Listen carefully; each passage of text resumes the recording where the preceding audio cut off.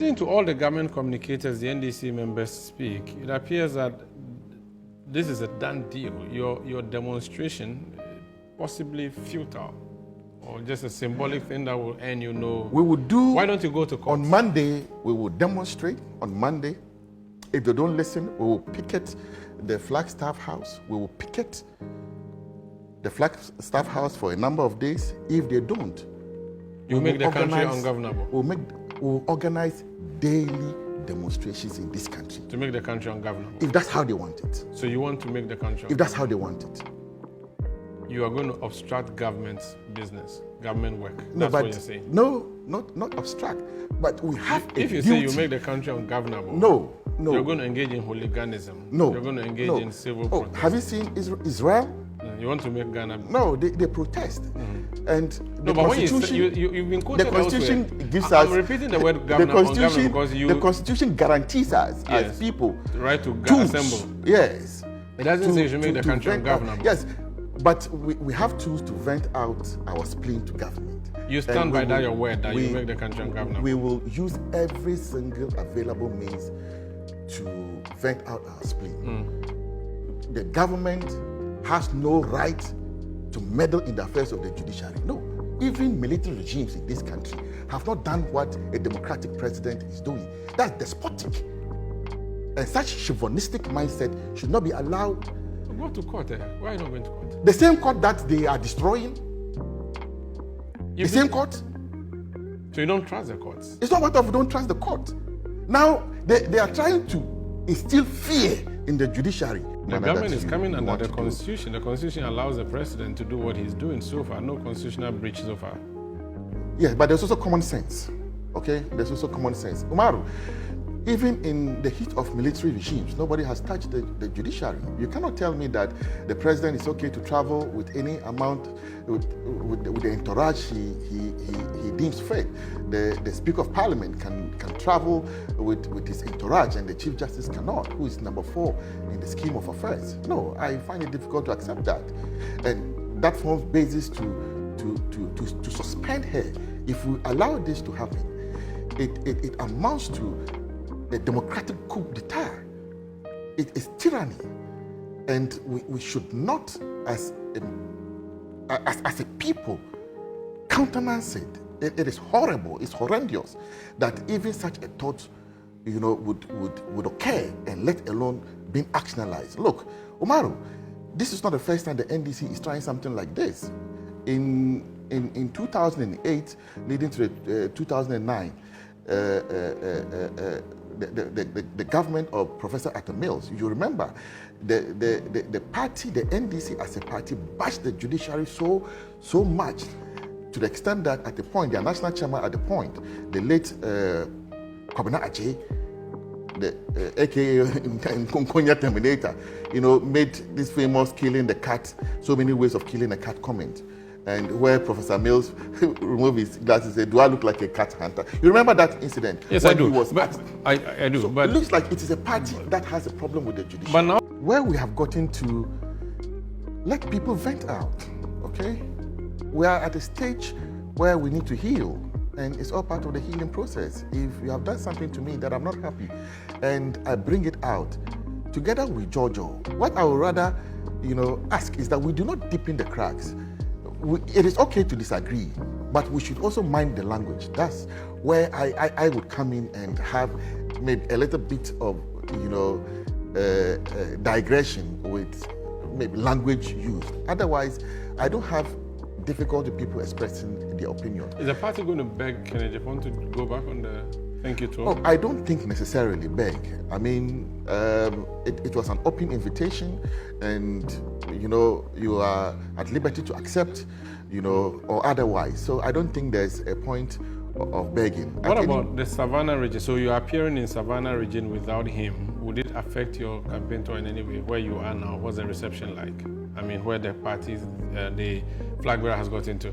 Yes, I am aware today the flag bearer is in Savannah, and the thank you tour has continued. Yesterday, he was in the Bono East, and it's been flowing. And everywhere we have gone, the program has run seamlessly. In So fact, his absence hasn't affected not at all until I left and to return to Accra to continue with processes, for the fifth demonstration on Monday. There has not been any significant,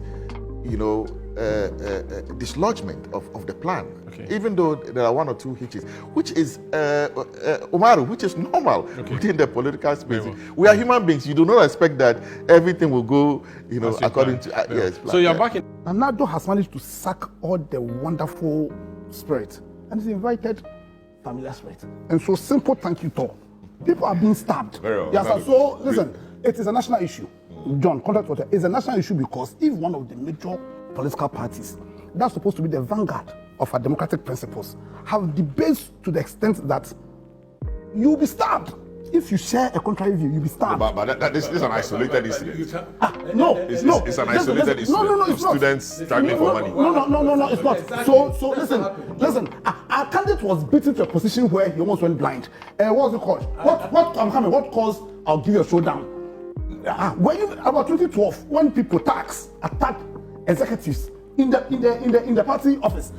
Listen, what's called? What caused Fuku? Party executives were killed.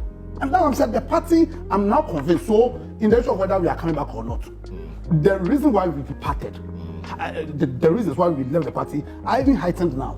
They're even more depays than when we left. That's why I'm calling them a reprobate party. Why would you want to? This for us, why would I want to go there? We are not coming.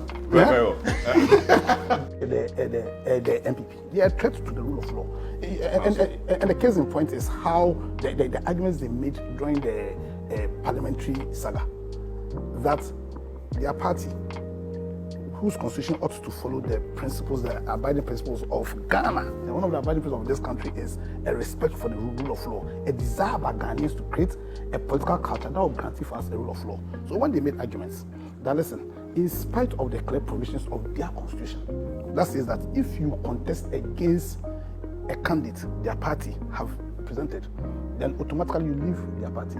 Did you not hear the argument that in spite of those provisions, in spite of how they've handled it in the past, their National Council reserves the right, arbitrary, to decide how they handled it? Is arbitrary not one of the abominations of the rule of law? Arbitrariness. Yeah, understand. And so for the NPP to decide to demonstrate, where thankfully, due to the huge strides we've made as people over the generation, 32 years of the life of this constitution, citizens of this country have the courage to petition against the CJ. It's not that they are, as in we agree with them or not, but the fact that people have gathered the courage to petition for the renewal of the CJ in accordance with the clear terms of the constitution.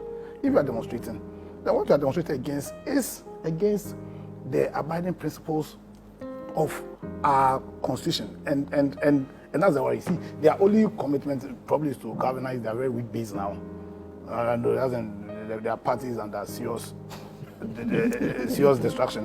They did themselves. They sat down. They've allowed my own brother John is part. Probably I was also part, because in between 2009 and 2016, when serious evils were being done, the party was sat down. We couldn't talk. You understand? And so right now, the NPP, as we know them, is not the NPP that we knew and fell in love with. And they are demonstrating their lack of respect and commitment to the rule of law by this demonstration, John. So go and show the whole country that listen, we don't believe in the rule of law. We don't believe in the constitution. We don't believe in the principle of probity and accountability. Very well. Right? So like in this case, right? So I have discretion as president. I can exercise that discretion. That discretion has to be, quote unquote, governed by regulation. But when do I get to exercise that discretion when it comes to specifics? Is it when I'm deciding whether the CJ should be suspended or not? Or is that call for regulation on some other issue? And that is where there's still that lack of, clarity. I would want to believe that in as much as I have my own issues with that entire 146, you have an inbuilt process where even in the exercise of that discretion, the president had to consult another body, right? I think it's one of the safety checks built into this process. So, I mean, if you trust that people on the Council of State would appeal to their better angels in advising the president, then you would want to believe that even in the exercise of that discretion, it wasn't just like a whim that says, I woke up today and I feel like suspending the CJ, that I did it in accordance, on the advice of the Council of State. So that for me is the part of the GBA statement in terms of the unconstitutionality of the president's action, and tying that to discretion and how that makes or doesn't make that action constitutional.